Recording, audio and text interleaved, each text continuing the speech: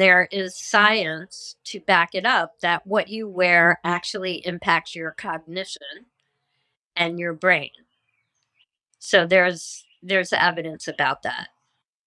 And so I think that sometimes clothing and fashion control us rather than us thinking about them. And same goes for social media as a tool for us to use, not for people to use sort of against us.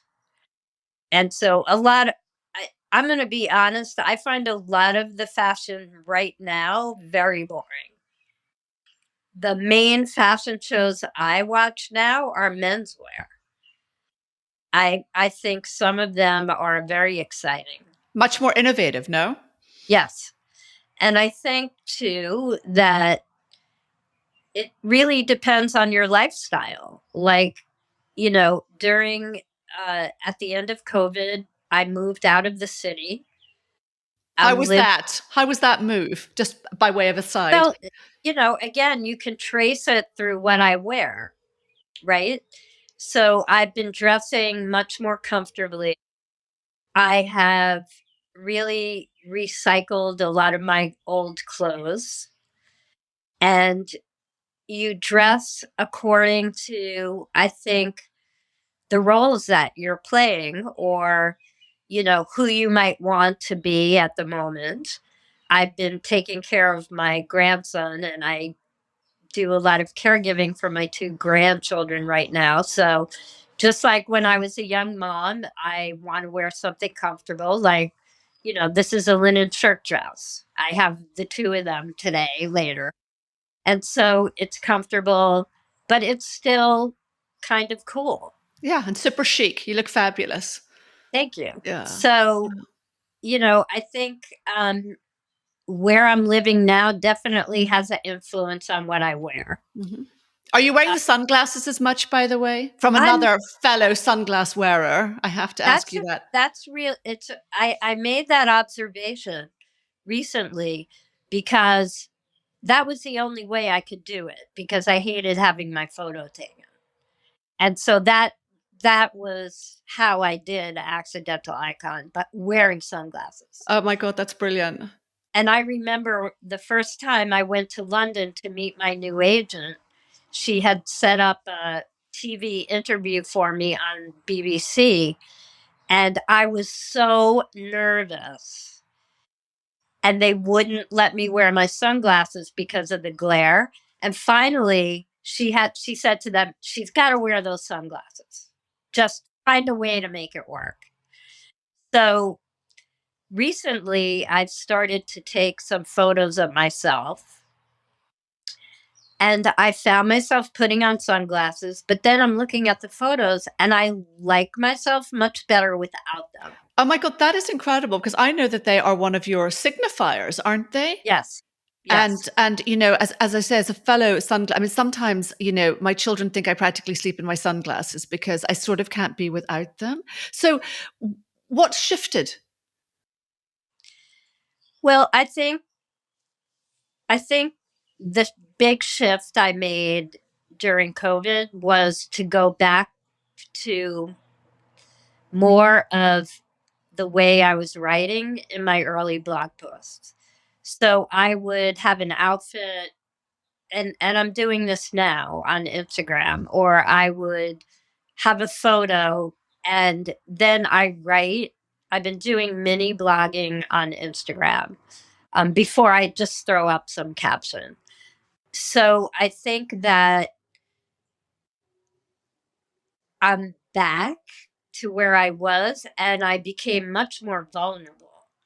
I, people for a long time did not know much about me, and I was very careful about that. I never allowed anyone to come to my home, to do interviews in my home, to shoot, none of that. And they knew I had a partner who took my photographs. I was a professor at Fordham. I lived in New York City. I had a daughter and a granddaughter, but that was it. And so, because for me, I was performing somebody different than who, well, that's not true either. I mean, I was the same but different in my everyday life because I always dressed that way for class. My students loved it. I bet they did. But I think during COVID, I became much more vulnerable. I started to write much more intimately. I shared more about how I was feeling, and I've continued to do that. So I think over time, I've become a little bit more comfortable with being vulnerable and sort of expressing this part of me now that, didn't come out before because I was a big badass as accidental icon. That was my whole MO. And part of the problem became that I always had to be a badass, even when I didn't feel like being a badass.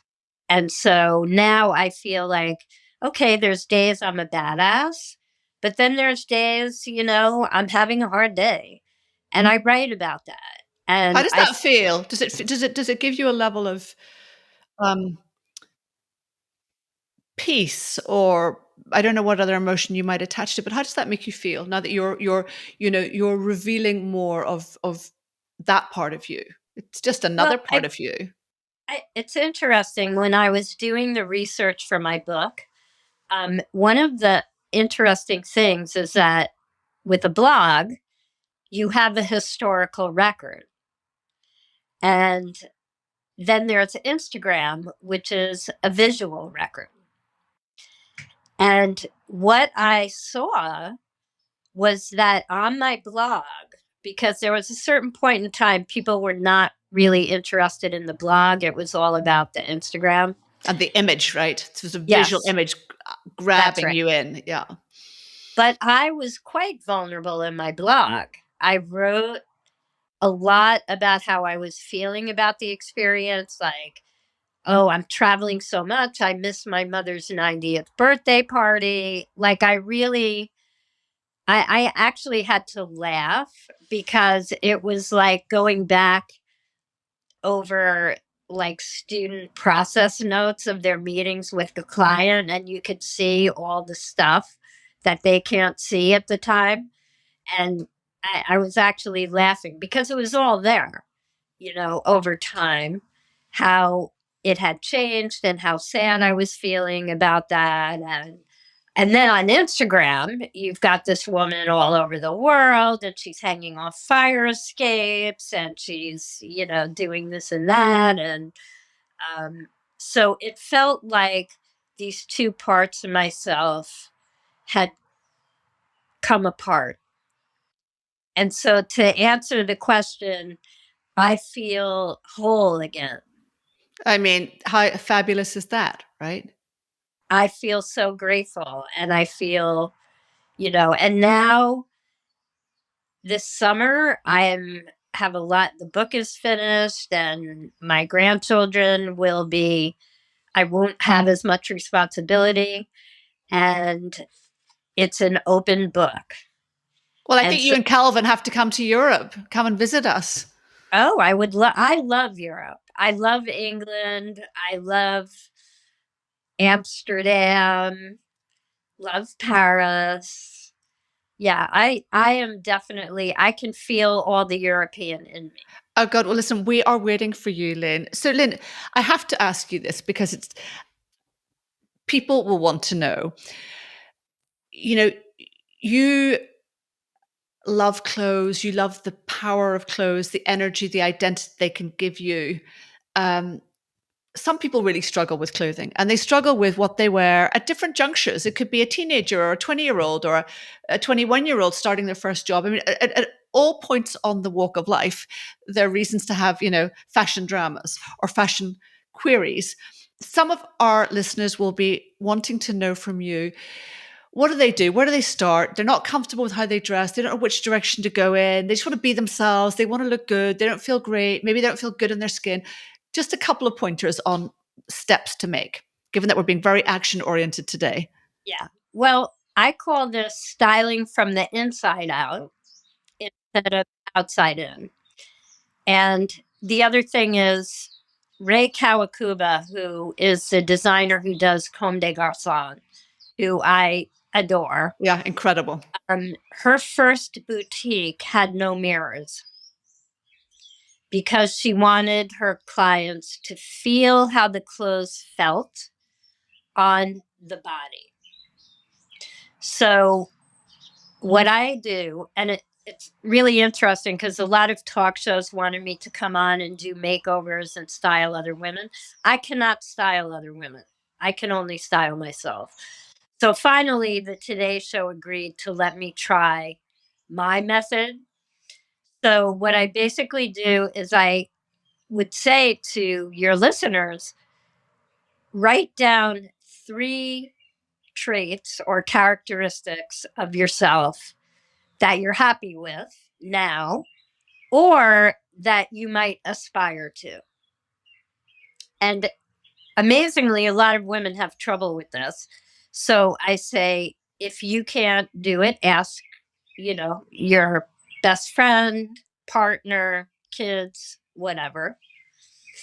And then you can go into your closet or you can go into a store. And if you see something, you pick it up and say, would that convey that about me?